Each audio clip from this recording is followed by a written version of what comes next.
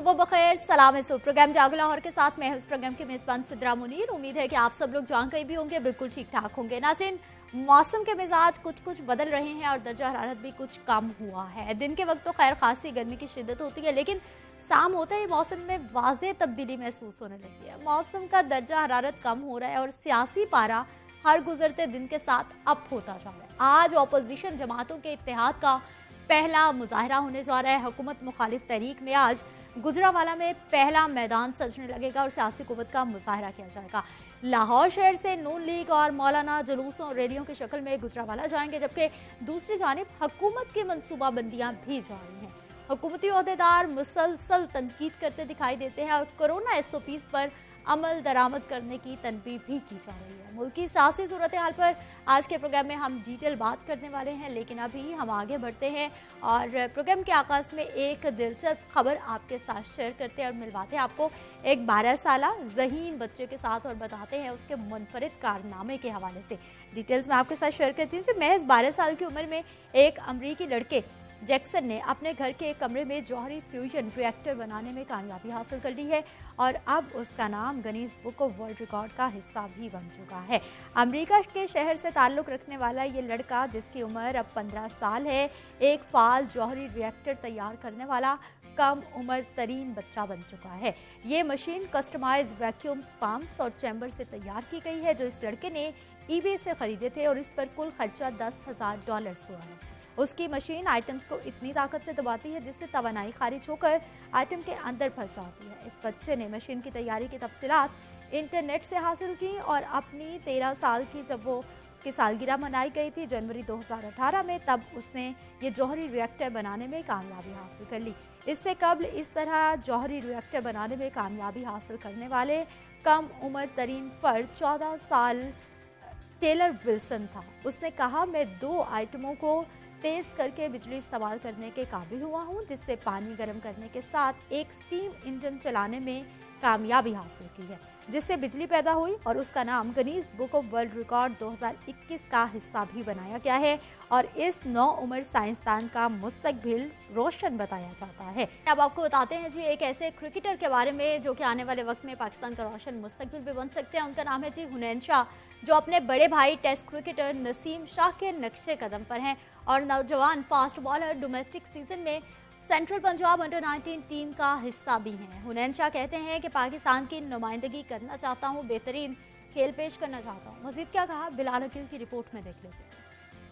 Cricket का जुनून, छोटे भाई पर बड़े भाई का रंग चढ़ गया। टेस्ट क्रिकेटर नसीम शाह के छोटे भाई हुनैन शाह भी फास्ट बॉलिंग में किस्मत आजमाने को तैयार। सेंट्रल पंजाब अंडर-19 टीम की जानिब से एक्शन में नजर आएंगे। नौजवान फास्ट बॉलर हुनैन शाह का कहना है कि वो बड़े भाई के साथ घर के सहन में क्रिकेट खेलता था, अब उनसे बॉलिंग की टिप्स लेता हूँ। अपने भाई की तरह पाकिस्तान की नुमाइंदगी करना चाहते हैं। फास्ट बॉलर हूँ और मैं 1.5 साल से क्रिकेट खेल रहा हूँ।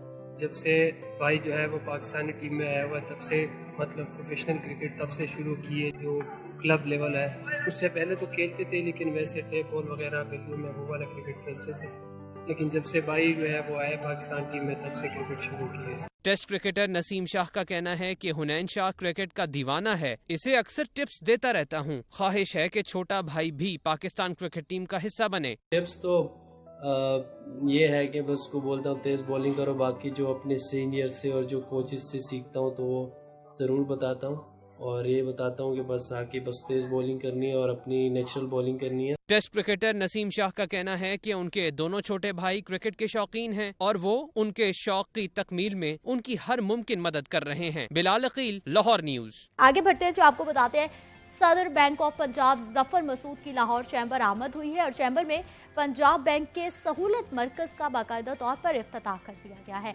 जफर मसूद कहते हैं कि जल्द पंजाब बैंक पाकिस्तान के 5 बड़े बैंकों में शुमार होने लगेगा। मजीद क्या कहते हैं, अब्दुल कादिर मदनी रिपोर्ट में बता रहे हैं। बैंक ऑफ पंजाब के सदर जफर मसूद ने लाहौर चैम्बर ऑफ कॉमर्स का दौरा किया। सदर लाहौर चैम्बर मियां तारिक मिसबा के हमरा लाहौर चैम्बर में पंजाब बैंक के सहूलत मरकज का इफ्तिताह किया। जफर मसूद ने इस मौका पर कहा कि पंजाब बैंक का शुमार मुल्क के बेहतरीन बैंक्स में होता है। हमारा और चैम्बर का इश्तराक न सिर्फ लाहौर बल्कि सूबे के कारोबारी मफाद में होगा। Give us the leads and then we will take this whole initiative of कामयाब जवान And of course in Punjab Rozgar scheme, you must have heard about it. We'll give you a brief about that as well. Specifically for the businesses in Punjab to support them in their endeavors for expansion in future. सदर Lahore chamber ने कहा कि Lahore chamber 30,000 से जायद members का chamber है। यहाँ दी जाने वाली सहूलियात सब मेंबरान के लिए यकसा हैं। Provide certain services and essential information to LCCI members, not only members but their families and staff and their senior staff and colleagues. So we have 30,000 members. If you even multiply it by 10, 20, 30, so there are millions of people using these. नायब सदर Lahore chamber Tahir मंजूर चौधरी, साबिक नायब सदर मियां Zahid Javed, executive committee मेंबरान Shahid नजीर और वासिफ यूसुफ भी मौजूद थे। कैमरामैन राना उमैर के साथ अब्दुल कादिर मदनी, लाहौर न्यूज। नाज़रीन, रिपोर्ट आपने देखी, डिटेल्स आपने जानी। आगे बढ़ते हैं, जो बात करेंगे कुछ महंगाई की सूरत हाल के हवाले से, जो कि हमारी कोशिश होती है कि प्रोग्राम में हर रोज़ महंगाई के हवाले से ज़रूर बात की जाए और आपको बताया जाए कि कौन सी चीज़ें सस्ती हैं। ये तो खैर शाज़ो नादर ही होता है, लेकिन कौन सी चीज़ें कितनी महंगी हो गई हैं ये इन्फॉर्मेशन आपको देना बहुत ज़रूरी होता है। अब जी मुर्गी के गोश्त का ये मामला है, 6 रुपये किलो महंगा हो गया है और कीमत 258 रुपये फ़ी किलो तक जा पहुंची है। इसी हवाले पे हमने बात करनी है जी। नुमाइंदा लाहौर न्यूज़ अब्दुल कादिर मदनी हमारे साथ मौजूद हैं। अब्दुल कादिर, बताइएगा, शादी सीजन का आगाज़ होने जा रहा है, डिमांड बढ़ गई है और चिकन की कीमतें भी अब बढ़ती जा रही हैं। बिल्कुल, ब्रायलर की तलब में जो है वो इजाफा हुआ है, ताहम जो पोल्ट्री फार्म से सप्लाई है वो मुतासर हुई है, जिसकी वजह से ब्रायलर गोश्त की कीमतों में जो है वो इजाफा देखने को मिल रहा है। और गुज़िश्ता चंद दिनों में ब्रायलर गोश्त जो है वो 200 रुपए से बढ़कर 258 रुपए फी किलो की सतह पर पहुंच गया और आज भी 6 रुपए फी किलो का इजाफा किया गया। गुज़िश्ता रोज ब्रायलर गोश्त की कीमत जो है वो 252 रुपए फी किलो मुकर्रर की गई थी, आज 258 रुपए में शहरियों को मुर्गी का गोश्त दस्तयाब होगा। और इसी तरह जिंदा ब्रायलर की कीमत जो है वो 4 रुपए फी किलो बढ़ाई गई है। होलसेल मार्केट में जिंदा ब्रायलर की कीमत 170 रुपए, जबकि परचून मार्केट में जिंदा ब्रायलर जो है वो 178 रुपए फी किलो मुकर्रर किया गया है। पोल्ट्री मसनूआत में जो ब्रायलर है उसकी कीमतों में भी मुसलसल इजाफा देखने को मिल रहा है और अंडों की कीमत जो है वो भी मुसलसल बढ़ रही है। और अभी सर्दियां जो हैं उसकी आमद है और अंडों की कीमत जो है वो रिकॉर्ड सतह पर पहुंच चुकी है। आज भी अब्दुल कादिर, हमें ये बताइए कि आटे चीनी की क्या सूरत हाल है मार्केट में, कुछ बेहतरी आई? नहीं, आटे चीनी की सूरत हाल जो है वो जूं की तूं है, क्योंकि गुज़िश्ता कई माह से जो है वो आटे की जो किल्लत है वो भी मार्केट में बरकरार है और चीनी की जो कीमतों में मुसलसल इजाफे का रुझान जो है वो जारी है। चीनी जो है वो 105 से 110 रुपए फी किलो तक शहरियों को फरोख्त की जा रही है, जबकि जो आटा है वो 860 रुपए 20 किलो के थैले की कीमत मुकर्रर की गई है। लेकिन 20 किलो का थैला जो है वो शहरियों को बआसानी दस्तयाब नहीं है। मुतअद्दिद परचून मार्केट की जो दुकानें हैं वहाँ पर 20 किलो आटे का थैला जो है वो गायब हो चुका है और सार्फिन के साथ साथ जो दुकानदार हैं वो भी परेशान है, क्योंकि दुकानदारों का कहना है कि जो सारे सौदा सलफ लेने आता है, अगर उसे आटे के ही थैले की इनकारी कर दी जाए तो वो दिगर जो सामान जरूरियात जिंदगी का सामान है वो भी इस दुकान से खरीदना पसंद नहीं करता, क्योंकि उसकी कोशिश होती है। अब्दुल कादिर, हमें ये बता दीजिए कि अब क्रशिंग सीजन का आगाज होने जा रहा है, जब हम चीनी की बात करते हैं तो उसके बाद क्या मामला ठीक होते नजर आ रहे हैं? जी, अगर मामला की दुरुस्ती की बात की जाए तो मामला तो अभी तक जो है वो जूं के तूं है। क्रशिंग सीजन के बाद की सूरत हाल जो है वो, क्रशिंग सीजन तो अभी शुरू होगा, उसके बाद जो है वो नई कीमतें सामने आएंगी। ताहम अगर अभी की बात की जाए तो वफाकी हुकूमत की जानिब से, वज़ीर आज़म की जानिब से चीनी की कीमतों के तयन के लिए जो कमेटी बनाई गई थी, जिसमें ये तय करना था कि चीनी की जो पैदावारी लागत है वो क्या होगी और सार्फिन को चीनी कितने में मिलेगी, वो अभी तक जो है वो कोई फैसला नहीं कर सकी। तो क्रशिंग सीजन से कबल जो है वो चीनी की सूरत हाल बेहतर होती नजर हरगिज नहीं आ रही है, क्योंकि अभी तो जो गन्ना है उसकी सरकारी कीमत है। बहुत शुक्रिया अब्दुल कादिर मदनी, आप हमें बड़े अहम मामलात के हवाले से बता रहे थे। जी, अभी तक सरकार की जानिब से चीनी की कोई कीमत मुकर्रर नहीं की गई, इसलिए जिसका जितने में दिल चाहता है वो चीनी बेच रहा है। यहाँ पर वक्त है जी शॉर्ट ब्रेक का, वापस आते हैं ब्रेक पर।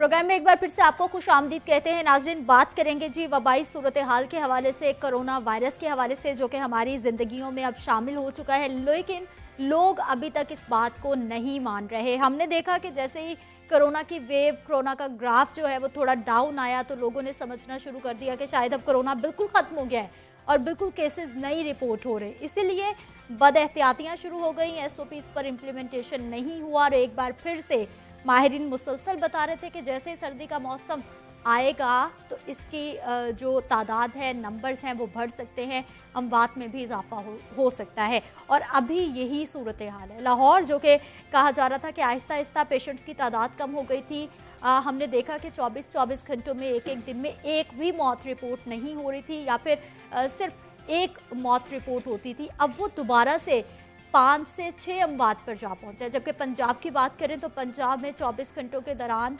मुसलसल कई रोज से हम देखते हैं कि कभी कोरोना 7 जिंदगियां निकल जाता है, कभी 8 निकल जाता है, कभी 6 निकल जाता है। ये इशारे हैं कि अभी भी एहतियाती तदाबीर पर अमल दरामद करना कितना ज़रूरी है। इस तमाम सूरत हाल पे हमने बात करनी है जी, क्या प्लान किया जा रहा है गवर्नमेंट की जानिब से और ख़ास तौर पर लोगों के रवैयों को किस तरह से बदलना है कि वो एसओपीज पर इम्प्लीमेंटेशन करें। शादी सीजन का आगाज़ होने जा रहा है, बड़े बड़े इज्तिमात हो रहे हैं, मार्केटों की सूरत हाल, मार्केटों में किसी को कोई पूछने वाला नहीं है, ना ही कोई इम्प्लीमेंटेशन कराने के लिए वहाँ पर मौजूद है। हमारे अस्पतालों की सूरत हाल भी यही है। वहाँ पर जो मरीज़, हम कहते हैं कि कोई भी बीमारी में अगर मरीज़ है तो वहाँ पर जो है वो ज़्यादा वल्नरेबल हैं क्योंकि वो पहले से किसी ना किसी बीमारी में मुब्तला है। माहिरीन मुसलसल बताते रहे हैं कि उनको कोई भी वायरस और ये कोरोना वायरस ज़्यादा मुतासिर कर सकता है, लेकिन वहाँ भी एसओपीज पर इम्प्लीमेंटेशन नहीं किया जा रहा, ना करवाया जा रहा है और ना आवाम कर रही है। बात करेंगे जी, हमारे साथ मौजूद है शाहिद मलिक साहब, है जनरल सेक्रेटरी है पाकिस्तान मेडिकल एसोसिएशन के, आप पब्लिक हेल्थ एक्सपर्ट भी हैं, आपको से प्रोग्राम में खुश आमदीद कहते हैं। बिलाल चौधरी, नुमाइंदा लाहौर न्यूज़, हमारे साथ मौजूद हैं। बिलाल, आपको भी प्रोग्राम में खुश आमदीद कहते हैं। डॉक्टर साहब, एक ही सवाल जनरल मेरा, कितना खतरनाक मौसम है, कितनी शिद्दत आ सकती है, कितना बड़ा खदशा मौजूद है? देखिए सिद्रा, अभी जो आपने तमाम जो वेरिएबल्स गिनवाए हैं वो एक्टिव केसेस से डेथ थी और इंसिडेंट्स था, जितने रोज एंट्री हो रही थी और जितनी अमवात है, ये अंडर रिपोर्टेड है। ये रिपोर्टेड, ये आइसबर्ग की टिप है, नीचे तो इसकी पिक्चर ज्यादा अलार्मिंग है। अभी मैं कल एक पेपर पढ़ रहा था, उन्होंने रिपोर्ट इशू की है कि second wave can be 5 time more fatal. अप्रैल वाली जो पहली वेव थी उसकी निस्बत अब सर्दी आएगी। सर्दी एक वेरिएबल है जो एक वायरस के लिए पॉजिटिव है, हमारे रवैये वायरस के लिए पॉजिटिव है। हमारे रवैये तो बहुत ही फेवरेबल है डॉक्टर साहब। और दूसरी ये हमारे रवैये दे आर कपल्ड विद, वो उनको हमने और बढ़ा दिया है शैलोनेस ऑफ द सिस्टम से। वो सिस्टम शैलोनेस क्या है? कभी इस तरह हुआ है कि एक आपने शादी हाल जिस तरह खोले हैं, एक खातून 20,000 का मेकअप करके आके मास्क लगाएगी? कभी भी नहीं लगाएगी। वो कॉम्प्रोमाइज करेगी हर चीज के ऊपर। और उनके लिए आपको चाहिए था, देखे स्कूल खोले आपने, स्कूल के लिए 3 चीजें असूल है। डेंसिटी कम होनी चाहिए, डिस्टेंस ज्यादा होना चाहिए, और फिर आपने पढ़ाना बच्चों को। वैगन में तो भर के बच्चा है 100 और आपके लिए स्कूल में एसओपीज है, ये पॉसिबल है? अगर आपने किसी जगह एपिसेंटर ट्रिगर कर दिया तो वो तो एपिसेंटर है, उसने तो कम्युनिकेट करना ही करना है। ये सूरत हाल है कि हुकूमत जो महदूद है only due to issuance of SOPs. हजारों किस्म की एसओपीज इशू हुई है और सारी किस्म महकमे ने की है, प्राइमरी डिपार्टमेंट अंग्रेजी में, 2-2, 3-3 सफ़े इंग्लिश में और अल्लाह किस्म की। मैं उससे बड़ी अच्छी अंग्रेजी लिख सकता हूँ, वहां पर बड़े बाबू लोग बैठे। हमारी आवाम भी तो समझे ना, आवाम को समझाने के लिए इसका उर्दू वर्जन निकालिए। जाके मार्केटों के अंदर आपके इम्प्लीमेंटेशन इज 0। और मैं आपको बताऊं कि वार्न कर रहे हैं, उस वक्त ही वार्न कर रहे थे कि सिस्टम के अंदर प्रिपेयर्डनेस नहीं है, रिस्पॉन्स नहीं कर रहा सिस्टम, और शैलो है। और ये शैलोनेस से अपनी सिस्टम में रिफ्लेक्ट हो गई थी अप्रैल में, और भी वही हाल है, कोई प्रिपेयर्डनेस है और सेकंड वेव की अलार्म बज चुका है। बिलाल, पहले भी जब हम पंजाब की बात करते हैं तो फर्स्ट वेव में भी हमने देखा कि लाहौर गढ़ बना रहा, सबसे ज्यादा केसेस लाहौर में रिपोर्ट हो रहे थे। अभी भी यही सूरत हाल है, सबसे ज्यादा लाहौर में केसेस रिपोर्ट होते हैं, बाकी शहरों से कम आते हैं। जी बिल्कुल सिद्धा, जिस तरह डॉक्टर साहब ने बताया कि जो सेकंड वेव है ये हमेशा से 5 टाइम उनकी जन्म से कहा गया कि डेंजरस है, बिल्कुल ऐसे ही है। अभी देखें कि हमारे यहाँ जब पीक आई थी तब मौसम ज़रा समर सीज़न स्टार्ट हो रहा था, उसके बाद जब समर सीज़न अपनी फुल मतलब अपनी जो ओपन पे था तो फिर भी केसेस बड़े हाई थे।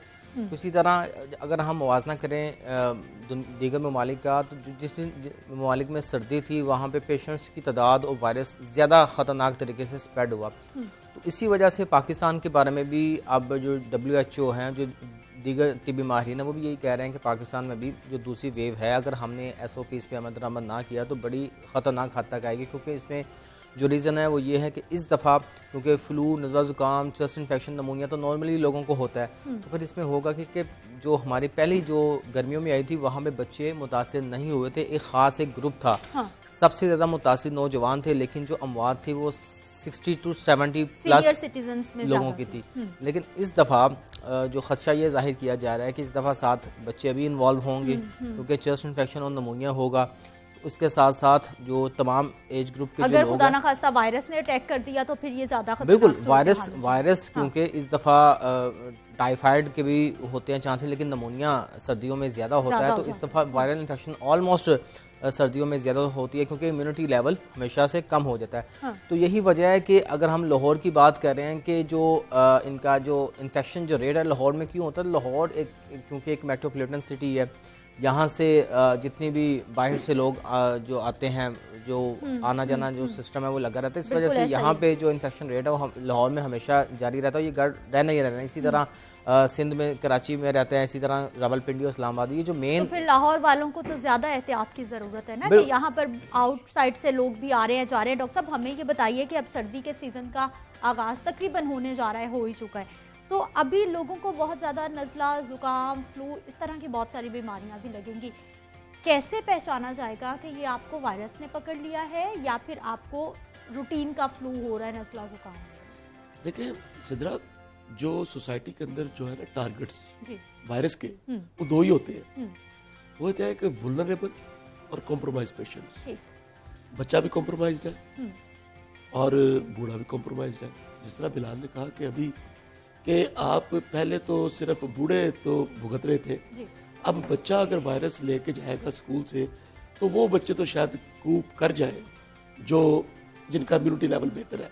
मैं तो सर्दी में पहले मरीजों को कहा करता था कि आप अंडा लो। आप डॉक्टर साहब गुफ्तगू का सिलसिला यहीं से जोड़ते हैं। अभी हमें ज्वाइन किया जी सूबाई वजीर सेहत डॉक्टर यास्मीन राशिद साहिबा हमारे साथ मौजूद हैं। बहुत शुक्रिया डॉक्टर साहबा, आपके वक्त का, आपको प्रोग्राम में खुश आमदीद कहते हैं। डॉक्टर साहबा, दूसरी लहर की मुसलसल माहिरीन बता रहे हैं कि बहुत बड़ा इस वक्त खदशा मौजूद है। खदशा के अलावा जी, खदशा तो तब होता है कि अभी हम सोचते कि आनी है। अब बेसिकली देखें, केसेस तो बढ़ने शुरू हो गए हैं। ये पिछले 24 घंटे में जो बताया गया 223 नए केसेस सिर्फ पंजाब में आए और कोई तकरीबन मतलब ये 223 केसेस अगर मैं कहूँ कि पिछले 10 दिन के अंदर हमारी फिगर्स जो थी वो 100 से नीचे थी।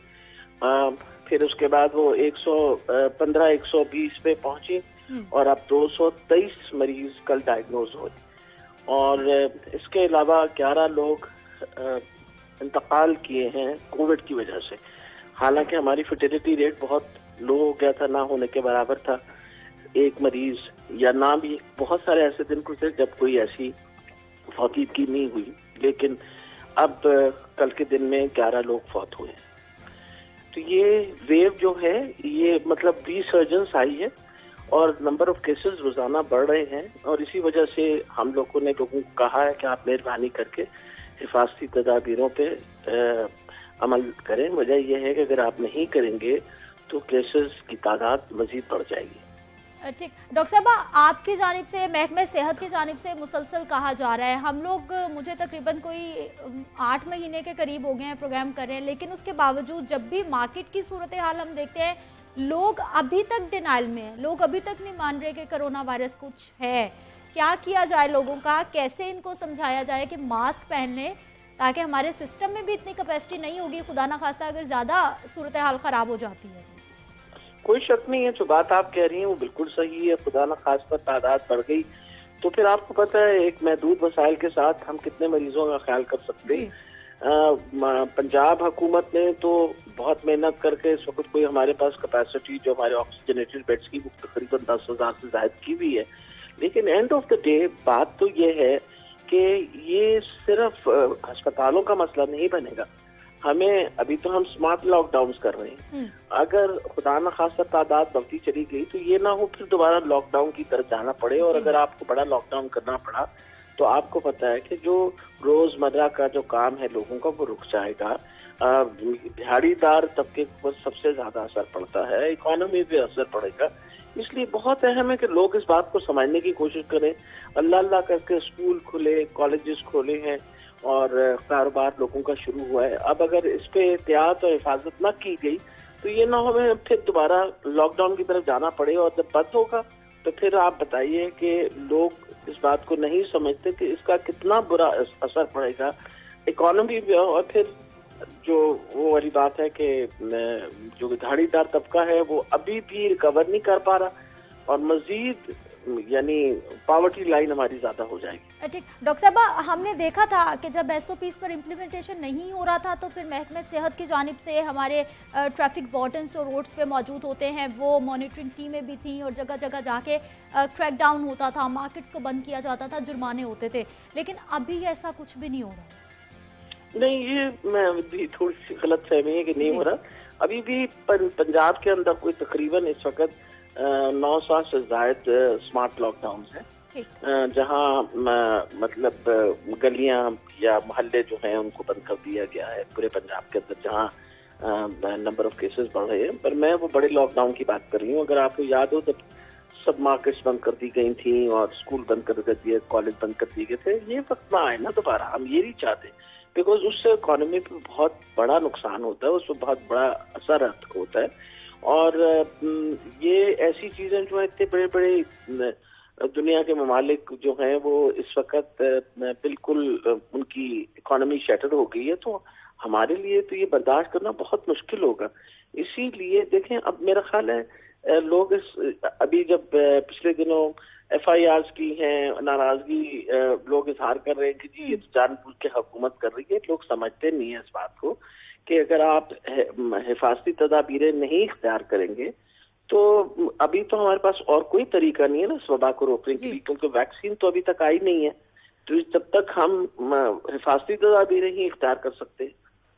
डॉक्टर साहब, आने वाले वक्त में बताया जा सकता है, माहिरीन क्या बता रहे हैं, आपकी तरफ से क्या बताया जाएगा कि कौन सा ऐसे महीने हैं 1-2 उनको अगर हम गुजार जाएं तो फिर सूरत हाल नॉर्मल हो जाएगी? बहुत मुश्किल है कि किसी किस्म की कोई प्रेडिक्शन दी जाए। आपको पता है कि प्रेडिक्टिव मॉडल्स तो बनते हैं ऑन साइंटिफिक ग्राउंड्स, लेकिन आपके सामने है कि अल्लाह ने हम पे बहुत बड़ी मेहरबानी की। जब हमारी वेव आई जून में, तो जिस तरह की तबाही बाकी मुल्कों में आई उस तरह शुक्र है खुदा का कि केसेस तो बढ़े, लेकिन नंबर ऑफ फर्टिलिटीज हमारी कंपैरेटिवली कम थी और फिर बहुत जल्द वो वेव खत्म भी हो गई। अभी हमारे हमसाय मुल्क में ईरान में आपको पता है कि वो तो किसी तरीके से उन्होंने तो बेस लाइन टच भी नहीं की, और इंडिया के अंदर इतने ज्यादा हालात खराब हैं। इसलिए ये बड़ी ही इस वक्त अनप्रेडिक्टेबल वबा है। दुनिया में कहीं भी इसकी कोई प्रेडिक्शन किसी तरह कर ही नहीं पा रहा। वजह यह है कि ना तो एक तो इन्फेक्टिविटी वायरस की बहुत ज्यादा है, और दूसरी जो अहम बात है वो ये है कि इसकी रिसर्जेंस में देखा जा रहा है। अभी कोई मेरा ख्याल 7 से 8 केसेस ऐसे पूरी दुनिया में रिकॉर्ड हुए हैं जो एक बंदे को एक दफा होने के बाद दोबारा भी हो सकता है। हाँ जी डॉक्टर साहब, डेंगू भी एक बहुत बड़ा मसला बना हुआ है, लोग उसको भी नहीं समझ रहे, और इसके साथ साथ अब स्मोक की सूरत हाल भी दिन ब दिन खराब हो रही है। डेंगू का तो शुक्र है खुदा का जी कि बहुत हद तक उस पर काबू पाया हुआ है, और नंबर ऑफ केसेस अगर हम पिछले साल की वबा का मुकाबला करें तो उसके मुताबिक तो बहुत कम है केसेस जो है। केसेस आ जरूर रहे हैं सामने, लेकिन ये है कि जो SOPs प्रैक्टिस होती हैं, केस रिस्पांस जो होता है, उससे लोगों को काफी फायदा, इलाकों को फायदा हो जाता है। क्योंकि खुदा न खास्ता एक एरिया में केस निकल आए और वो क्योंकि हम हर केस रिकॉर्ड करते हैं तो इस इलाके के अंदर जाके बाकायदा ये लावा साइकिल एक्टिविटी होती है। बहुत शुक्रिया डॉक्टर साहब प्रोग्राम में शामिल होने के लिए और बताने के लिए कि लोग वाकई नहीं समझ रहे, खिलाफ वर्जियाँ भी हो रही है। डॉक्टर साहब, जब बताया जा रहा है, हम प्रोग्राम कर रहे हैं, आप मुसलसल आके हमारे साथ एक अवेयरनेस दे रहे हैं लोगों को, महकमा सेहत बता रहा है, मेरा नहीं ख्याल कि किसी बंदे को ना पता हो, उसने ना सुना, हम दूसरों के तजुर्बात से क्यों नहीं सीख रहे? हमने ज़रूर अपने महकमे सेहत पे बोझ डालना है और फिर महकमे सेहत को बुरा भला कहना है, जब हमें पता है कि हम में कितनी कैपेसिटी है, फिर हम क्यों नहीं मास्क पहन सकते? बिल्कुल ठीक कह रहे हैं आप। मैडम भी ये ठीक कह रही थी कि इस वायरस ने तो किसी सिस्टम को नहीं छोड़ा, किसी पैटर्न को नहीं छोड़ा। इसने फाशिज्म को भी उड़ाया, इसने डेमोक्रेटिक सिस्टम को भी उड़ाया, और हम तो वैसे ही गरीब लोग हैं, हमारे तो रिसोर्सेज भी कम है। बिल्कुल। तो सिस्टम तो इस बीमारी से कूप कर ही नहीं सकता। तो ये तो सिर्फ ये है कि लोगों को समझने की बात है। आपने अभी बताया था डिनाइल। देखें, वायरस को दो चीजें हैं, इसको कुलीग समझना था, इसको टेम किया जा सकता था, और इसको टेम भी किया जा सकता था, कुलीग भी समझा जा सकता था, रवैयों के साथ, अपनी तरीकाकार के साथ। मसला यह है भाई, यहाँ पढ़े लिखे लोग भी कहते हैं कोरोना कोई नहीं, ये प्रोपेगेंडा, ये मिथ है। बिल्कुल ऐसा ही। अब ये जो डिस्टॉर्टेड वर्जन है, इसको तोड़ने के लिए कम्युनिकेशन हम क्या कर सकते हैं? आपने, मेरा ख्याल है सिद्रा, आपने कुछ मेरा सैकड़ों प्रोग्राम तो किए होंगे आपने। बिल्कुल ऐसा ही। और वो कायदे की तरह, नूरानी कायदे की तरह पढ़ाया हमने कि खुदा के लिए 3 ही उसूल है कि ये रेस्पिरेटरी वायरस है, नाक मुंह को बचाना है, मास्क लगा ले, दूर रहना थोड़ा सा। इसमें अब देखें, रिस्पॉन्सिबिलिटी दोनों तरफ से है। इसमें क्या साइंटिफिक थी, रॉकेट साइंस क्या थी कि शादी हाल ना खोले जाते? शादियां, बड़े फंक्शन अब छोड़ने पड़ेंगे, रवैये बदलने पड़ेंगे। मैंने डॉक्टर साहब, जब हम अपनी मौशी सूरत हाल को देखते हैं, बल्कि ये बिलाल से मैं कहूँगी, बात करना चाहूँगी, मुसलसल हम एहतजाज देख रहे थे, लोग बेचारे, अगर हम शादी हॉल्स की बात करते हैं, स्कूल्स की बात करते हैं, तो हज़ारों लोगों का रोज़गार वाबस्ता है इन चीज़ों से। मौशी सूरत हाल को कब तक हम ख़राब कर सकते हैं? वो भी हमारे लिए एक बहुत बड़ा चैलेंज है कोरोना के साथ साथ। बिल्कुल सिद्रा, आपने बड़ी बैलेंस बात की है। उसकी वजह यह है कि सिस्टम को या डिपार्टमेंट्स को मखसूस जो तजारती मराकज़ हैं, इनको बंद रख के हम ज़िंदगी बसर नहीं कर सकते। उसकी वजह यह थी कि जब हमने तकरीबन 70% कारोबार खोल दिए थे, तो फिर ये शादी हाल्स, इस तरह स्कूल्स और दिगर थे, वो भी फिर एहतजाज कर रहे थे, भाई हमें क्यों नहीं खोला जा रहा। 3 दिन पहले इस हवाले से वाज़ेह तौर पर बाकायदा से शादी हाल्स के बारे में, किसी भी किस्म की जो पब्लिक गैदरिंग है या जलसे जुलूस के हवाले से भी SOP जारी किए गए हैं।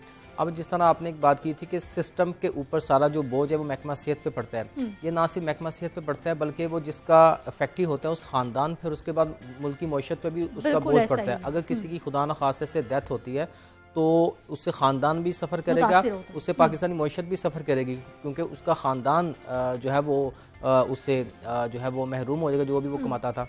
तो अल्टीमेटली इसमें गवर्नमेंट का बड़ा हाथ होना चाहिए, लेकिन आवाम को भी इससे ना समझना चाहिए। जब तक आवाम इसकी रिस्पॉन्सिबिलिटी नहीं लेगी, अब देखें SOPs बनाए गए थे, 3-4 उसूल थे कि जब भी कोई शॉपकीपर जो भी है, अब हैंड सैनिटाइजर रखे, मास्क का इस्तेमाल करें। ये कोई इतना मुश्किल काम नहीं है, ये कोई रॉकेट साइंस नहीं है जिसको हम कर नहीं सकते, लेकिन ये कि हमारे ये एक मेंटेलिटी बन चुकी है, यदि करना ही नहीं, सीरियस लेना ही नहीं। हर बंदा ये चाह रहा है कि यार इसको हो जाएगा, आपको हो जाएगा, मुझे नहीं होगा। हर बंदे के ज़हन में नहीं है, मैं ठीक हूँ, मैं तो ठीक ठाक खाता पीता हूँ, मुझे कुछ नहीं कहेगा। और हमने कई ऐसे लोग देखे हैं जो ये कहते थे, बाद में खुदा न खास्ता वो जाके वो ICU में पड़े थे। तो बेशुमार ऐसे केसेस हैं, लेकिन ये कि हम सबको सीरियस नोट पे ये लेना चाहिए, सोचना चाहिए कि बल्कि हमें ये कहना चाहिए कि हम बच के अपनी फैमिलीज को, अपने घर वालों को बचाएंगे।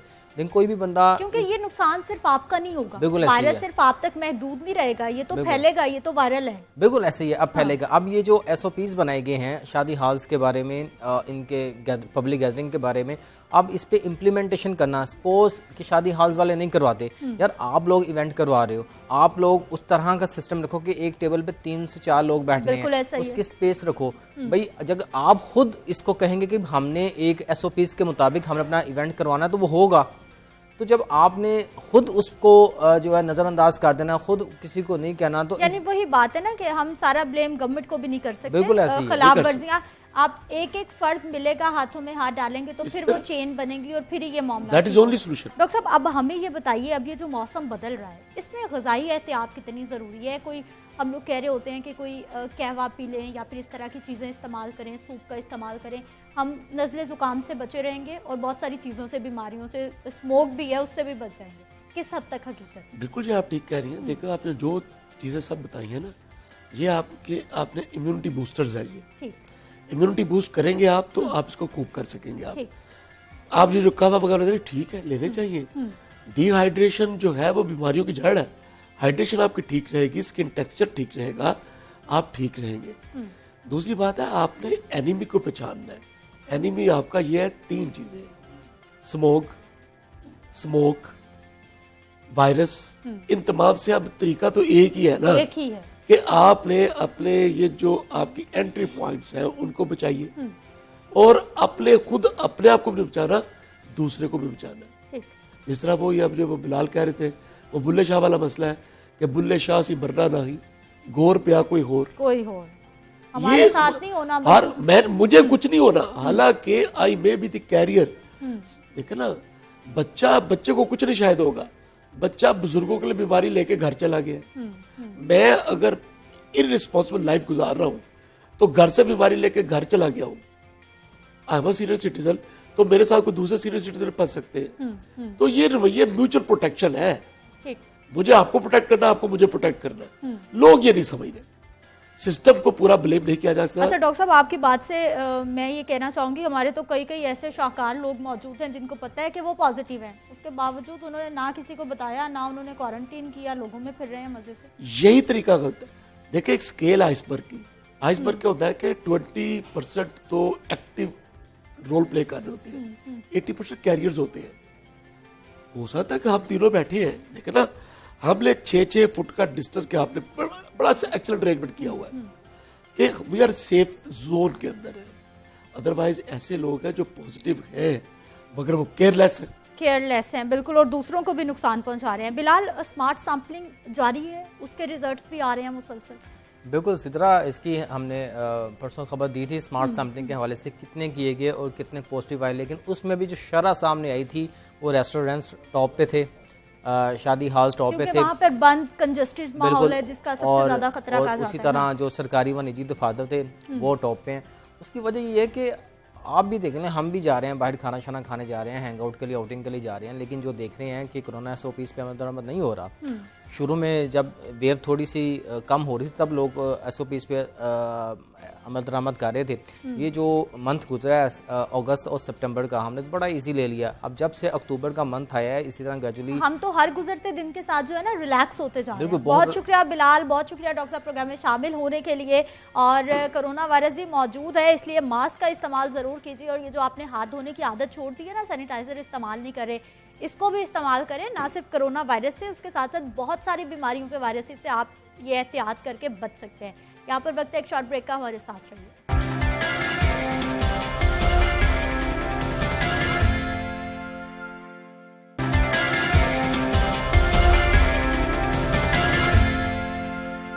प्रोग्राम में एक बार फिर से आपको खुशामदीद कहते हैं। नाज़रीन, पाकिस्तान में टैलेंट की कोई कमी नहीं है और ऐसे ऐसे टैलेंट हम आपके सामने लाते रहते हैं कि पाकिस्तान की मिट्टी कितनी ज़रख़ेज़ है।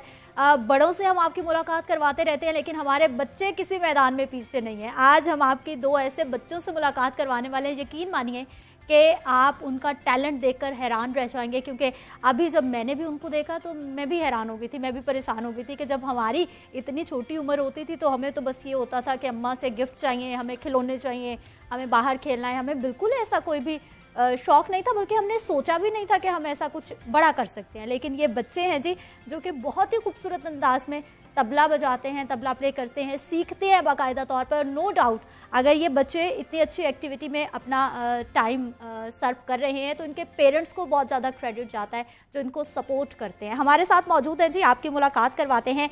आइज़िक ज़ार हैं हमारे साथ, आपको प्रोग्राम में आइज़िक खुश आमदीद कहते हैं। क्या हाल है आपका? ठीक हूँ।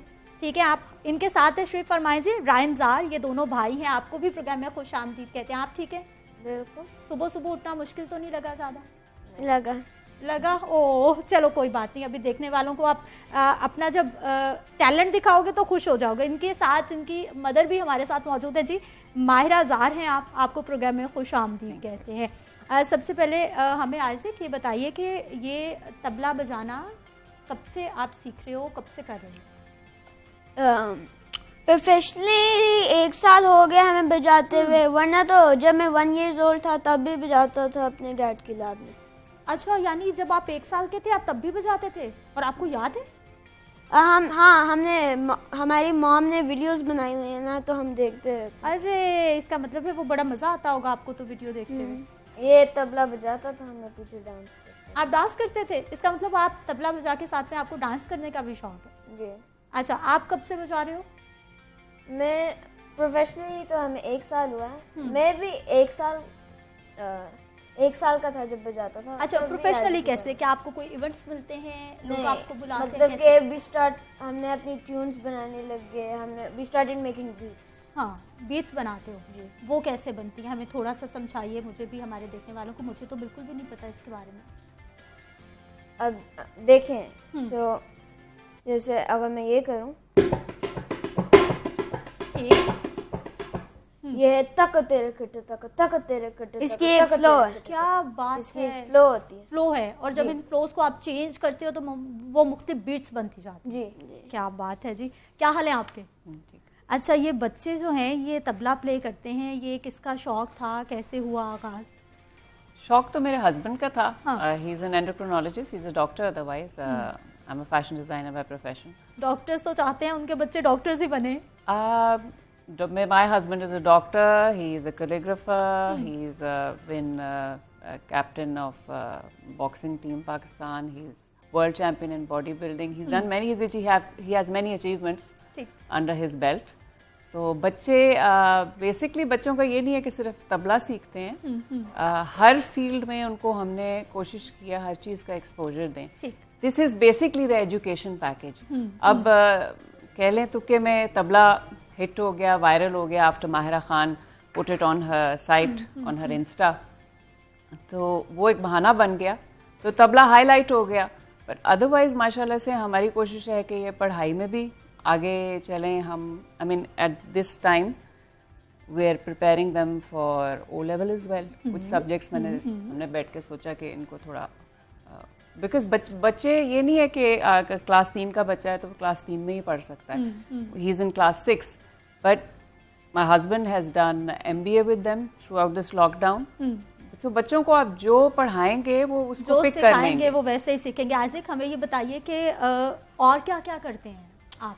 हम हॉर्स राइडिंग करते हैं, बहुत सारे स्पोर्ट्स भी खेलते हैं। ठीक, कौन सी फेवरेट स्पोर्ट्स है आपकी? सब हैं। सब हैं, मजा आता खेल के। मगर तबले को कितना टाइम देते हैं? तबले को 1 to 2 आवर। अच्छा, आप हमें बताइए रायन कि आप कितना टाइम देते हैं? तबले को 30 minutes 1 hour। Only 30 minutes? I know. अच्छा, और पसंद है या फिर कभी दिल नहीं भी चाह रहा होता? तबला मुझे, I love tabla. You love. अच्छा, और इसके अलावा कौन सा इंस्ट्रूमेंट पसंद है जिसे आप बजाना चाहते हो? Violin, piano. और आपकी एज क्या है? मेरी एज 11 है। आपकी एज क्या है? 8 है। आपको मजीद कोई इंस्ट्रूमेंट पसंद है जिसको बजाना अच्छा लगता हो? तबला। क्या बात है। अच्छा, ज्यादा सपोर्ट मामा बाबा? दोनों। आपके फेवरेट कौन है वैसे? देखिए, हमारी जो मॉम है वो बहुत मेहनत करती है, हमारे जो डैड है he's got us into tabla and everything। मामा क्या मेहनत करती हैं? मामा वो हैं जो हमें सुबह उठाती हैं और सब कुछ हमें करके स्कूल भेजती हैं, आपके कितने सारे काम करती हैं, तैयार करती हैं, आपको खाना खिलाती हैं, सारा कुछ करती हैं मामा। क्या बात है जी। ये बच्चे जो है ना, इतने छोटे छोटे बच्चे का बेश ही होता है कि जो वालिदैन है उनको स्पेशली म्यूजिक इंस्ट्रूमेंट सिखाने की तरफ ले जाए। बात सुने, अपार्ट फ्रॉम ये देखें, ये तो पार्ट ऑफ द एजुकेशन है ना, साथ में जो ये कहना चाह रहे हैं मामा हमें सब कुछ कराती हैं, I think that's their appreciation. और हम तरबियत की तरफ जो हम वैल्यूज़ हैं बच्चों को सिखाने, वो बहुत ज़रूरी हैं, जो कि मिसिंग है हमारे एजुकेशन सिस्टम में। For them to be able to say thank you, for them to be able to say please, for them to ask for forgiveness, say sorry, ये चीजें I feel कि आजकल मिसिंग हैं, बहुत missing है। Yes, high IQ kids सिर्फ ये नहीं है पढ़ाई में हो, पर आप मिलें तो you know their personality should speak for itself।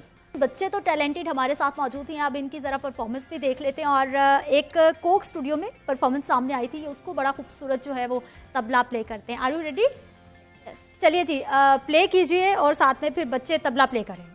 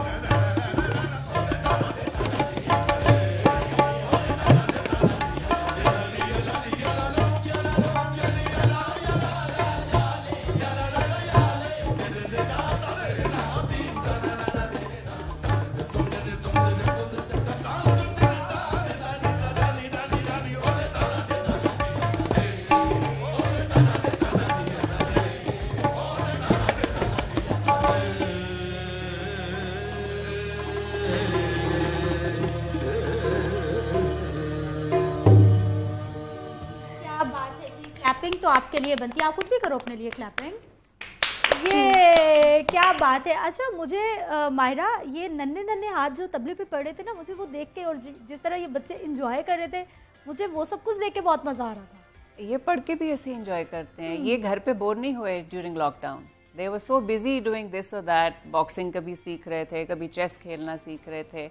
इनको बस मोटिवेट करके रखें, and I think the key to it is motivation. अच्छा आइज़िक, हमें ये बताइए कि जो आपके साथी फ्रेंड्स हैं वो भी ये सारी एक्टिविटीज करते हैं या फिर वो सिर्फ पढ़ते रहते हैं?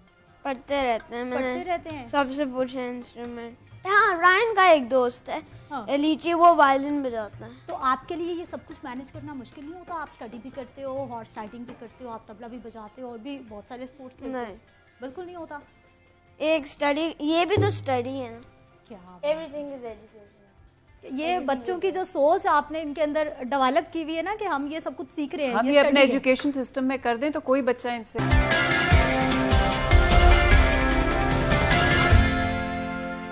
प्रोग्राम में एक बार फिर से आपको खुशामदीद कहते हैं। नाज़रीन, पाकिस्तान में टैलेंट की कोई कमी नहीं है और ऐसे ऐसे टैलेंट हम आपके सामने लाते रहते हैं कि पाकिस्तान की मिट्टी कितनी ज़रख़ेज़ है। बड़ों से हम आपकी मुलाकात करवाते रहते हैं, लेकिन हमारे बच्चे किसी मैदान में पीछे नहीं है। आज हम आपकी दो ऐसे बच्चों से मुलाकात करवाने वाले हैं, यकीन मानिए कि आप उनका टैलेंट देखकर हैरान रह जाएंगे। क्योंकि अभी जब मैंने भी उनको देखा तो मैं भी हैरान हो गई थी, मैं भी परेशान हो गई थी कि जब हमारी इतनी छोटी उम्र होती थी तो हमें तो बस ये होता था कि अम्मा से गिफ्ट चाहिए, हमें खिलौने चाहिए, हमें बाहर खेलना है। हमें बिल्कुल ऐसा कोई भी शौक़ नहीं था, बल्कि हमने सोचा भी नहीं था कि हम ऐसा कुछ बड़ा कर सकते हैं। लेकिन ये बच्चे हैं जी, जो कि बहुत ही खूबसूरत अंदाज में तबला बजाते हैं, तबला प्ले करते हैं, सीखते हैं बाकायदा तौर पर। नो डाउट अगर ये बच्चे इतनी अच्छी एक्टिविटी में अपना टाइम सर्व कर रहे हैं तो इनके पेरेंट्स को बहुत ज़्यादा क्रेडिट जाता है, जो इनको सपोर्ट करते हैं। हमारे साथ मौजूद हैं जी, आपकी मुलाकात करवाते हैं। आइज़िक ज़ार हैं हमारे साथ। आपको प्रोग्राम में आइज़िक खुश आमदीद कहते हैं। क्या हाल है आपका? ठीक हूँ। ठीक है, आप इनके साथ तशरीफ फरमाएं जी। रायन ज़ार, ये दोनों भाई हैं, आपको भी प्रोग्राम में खुश आमदीद कहते हैं। आप ठीक है? बिल्कुल। सुबह सुबह उठना मुश्किल तो नहीं लगा? ज़्यादा लगा? ओह चलो कोई बात नहीं, अभी देखने वालों को आप अपना जब टैलेंट दिखाओगे तो खुश हो जाओगे। इनके साथ इनकी मदर भी हमारे साथ मौजूद है जी। माहिरा ज़ार हैं आप, आपको प्रोग्राम में खुश आमदीद कहते हैं। सबसे पहले हमें आइज़िक ये बताइए कि ये तबला बजाना कब से आप सीख रहे हो, कब से कर रहे हो? प्रोफेशनली 1 साल हो गया हमें बजाते हुए, वरना तो जब मैं 1 ईयर ओल्ड था तब भी बजाता था अपने डैड की लैब में। अच्छा, यानी जब आप 1 साल के थे आप तब भी बजाते थे? और आपको याद है? हमारी मॉम ने वीडियोस बनाई हुई है ना, तो हम देखते रहते। अरे इसका मतलब है वो बड़ा मजा आता होगा आपको तो वीडियो देखते हुए। ये तबला बजाता था, मैं पीछे डांस करता। आप डांस करते थे? इसका मतलब आप तबला बजा के साथ में आपको डांस करने का भी शौक है? जी। अच्छा, आप कब से बजा रहे हो? मैं प्रोफेशनली तो हमें 1 साल हुआ है। मैं भी 1 साल का था जब बजाता था। अच्छा, प्रोफेशनली कैसे? क्या आपको कोई इवेंट्स मिलते हैं, लोग आपको बुलाते हैं? मतलब कि वी स्टार्ट, हमने अपनी ट्यून है, कहते हैं ना सारी डिशेस सामने रख दी हैं, जो मर्जी खा लें। मॉम ने हमारे प्लेट में सब कुछ रख लिया, अब हमारा काम है उसमें से चूज। अरे बच्चे, ये इतनी अक्लमंद बातें कहाँ से आ रही हैं आपके जहन में कि अम्मा ने सारा कुछ सामने? डैड मॉम सारा दिन ऐसी ऐसी बातें, कभी बोर नहीं होते कि अम्मा सारा दिन समझाती रहती है? क्या बात है, ये ट्रेनिंग का हिस्सा है जी बच्चों की, जो कि ये सारी चीज़ों को एंजॉय कर रहे हैं। और हमने अब इनके ये जो खुद बीट्स बनाते हैं, इनके लेसन्स होते हैं, वो भी बच्चों से एक सुनते हैं कि किस तरह से ये मुख्तलिफ बीट्स बनाते हैं, किस तरह से उनको प्ले करते हैं। कौन सी लेसन सुनाने वाले हैं? मैं पहले सुना देता हूँ। चलो।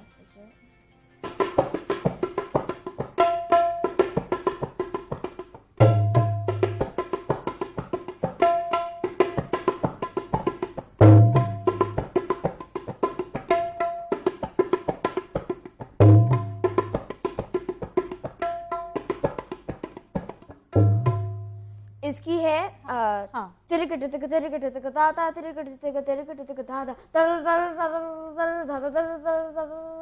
ये सीखना भी जरूरी है साथ में? ये सीखना, यही तो है असल चीज। आपका क्या लेसन है? आप भी प्ले कीजिए।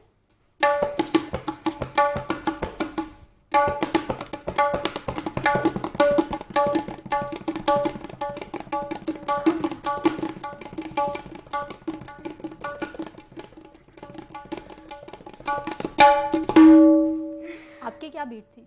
ताकत तेरा केट तक ताकत तेरा केट तक ताकत तेरा केट तक ताकत तेरा केट। अच्छा, ये याद करते हो आप? जी, एक हमारे पास तबला की बुक है, उसमें हम इंग्लिश में लिखना पड़ता है और हमें समझ ही नहीं आती कभी कभार। अच्छा, कभी कभार समझ नहीं आती जब लिखना होता है। जैसे आप बड़े हो जाएंगे ना, आपको बहुत सारी समझ आने लगेगी। अभी आप माशाल्लाह इतने समझदार हो। Thank you so much programme में शामिल होने के लिए। बेस्ट ऑफ लक आपके फ्यूचर के लिए। आप जरूर बड़े होकर पाकिस्तान का नाम रोशन करेंगे। थैंक यू सो मच मारा साहबा प्रोग्राम में शामिल होने के लिए। नाज़रीन, प्रोग्राम का वक्त इख्तिताम को पहुंच चुका है। इंशाल्लाह कल सुबह फिर से हमारी मुलाकात होगी। अपना ख्याल रखिएगा। अल्लाह निगहबान।